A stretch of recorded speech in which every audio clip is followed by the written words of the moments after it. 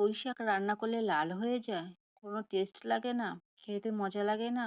Hello everyone, welcome back to my channel লিপি cooking blog. আমাদের মাঝে নিয়ে এসেছি নতুন একটা রেসিপি। আজকে যে রেসিপিটা নিয়ে এসেছি সেটা হচ্ছে চিংড়ি মাছ দিয়ে পুঁই শাক রান্না। পুঁই শাকের স্বাদ ও রং ধরে রাখার জন্য আমি যেভাবে রান্না করেছি সেভাবে তোমরা যদি একবার রান্না করো তাহলে খেতে অনেক টেস্টি হবে।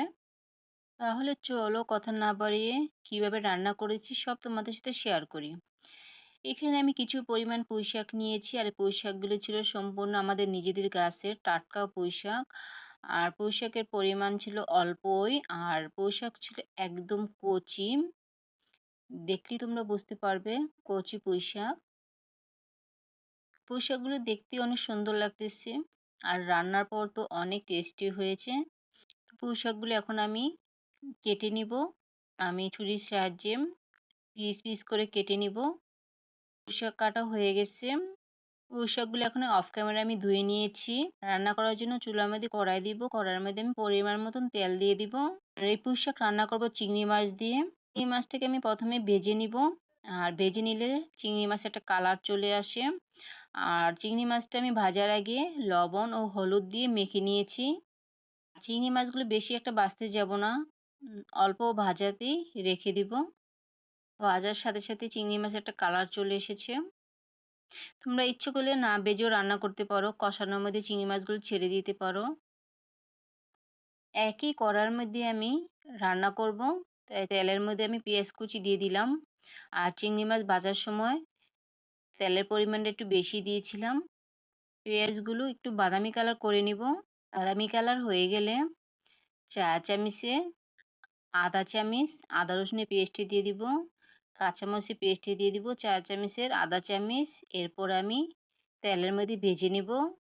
এখন আমি স্বাদ মতন লবণ দিয়ে দিব। ৪ চামচের আদা চামচ হলুদের গুঁড়ো দিয়ে দিব। পুঁই শাকের পরিমাণ অনুযায়ী মশলা অ্যাড করেছি। এখন আমি কষানোর জন্য পরিমাণ মতন পানি অ্যাড করব। এরপর আমি খুন্তির সাহায্যে নাড়াচাড়া দিয়ে পানির সাথে মশলা মিক্স করে ফেলব। কষানোর জন্য ঢাকনা দিয়ে ঢেকে দিব। ঝোল হিসাবে কষানোর মধ্যে পানি অ্যাড করব। আমি যে পুঁই শাকের ঝোল অ্যাড করতাম সেই ঝোলটা আমি আগেই দিয়ে দিলাম। আমি যেভাবে রান্না করতেছি সেভাবে রান্না করলে পুঁই শাকের রং ও স্বাদ ধরে রাখা যায়। এখন আমি ঢাকনা দিয়ে ঢেকে দিব। ঝোলটা যখন বলক আসবে এরপর আমি ঢাকনাটা উঠিয়ে নিব। আর এখানে আমি ঝোলের পরিমাণটা দিয়েছি পুঁই শাক অনুযায়ী। ঝোল দেওয়ার পর যখন বলক আসবে, বলক আসার ২-৩ মিনিট পর আমি যে পুঁই শাক কেটে রেখেছি সে পুঁই শাক আমি ঝোলের মধ্যে দিয়ে দিব। পুঁই শাক আমি ঝোলের মধ্যে দিয়ে দিলাম। এরপর আমি খুন্তির সাহায্যে পুঁই শাকগুলো ভালো করে নাড়াচাড়া দিব।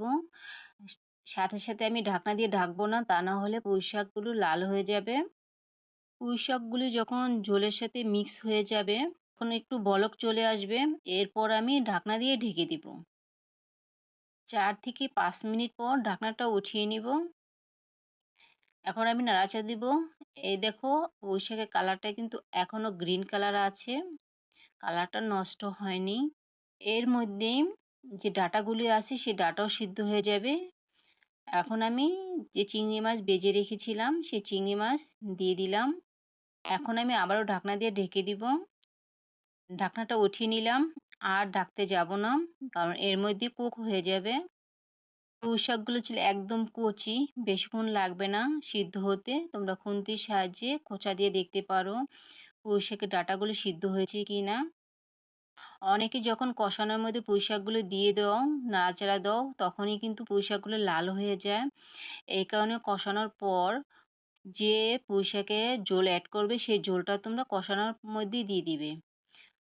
ঝোলটা দেওয়ার পর যখন বলক চলে আসবে তারপরে পুঁই শাকগুলো দিয়ে দিবে। এখন আমি ধনেপাতা কুচি দিয়ে দিব। ধনেপাতা কুচি দেওয়ার পর নাড়াচাড়া দিব। শেষ ফিনিশিংয়ে তোমরা লবণ টেস্ট করে নিতে পারো। লবণের পরিমাণ যদি কম হয়ে থাকে স্বাদ মতন লবণ দিয়ে দিবে।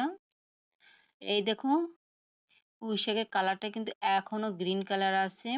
আর পুঁই শাকের যে ডাঁটাগুলো সবুজ কালার দেখা যাচ্ছে। রান্না হয়ে গেছে।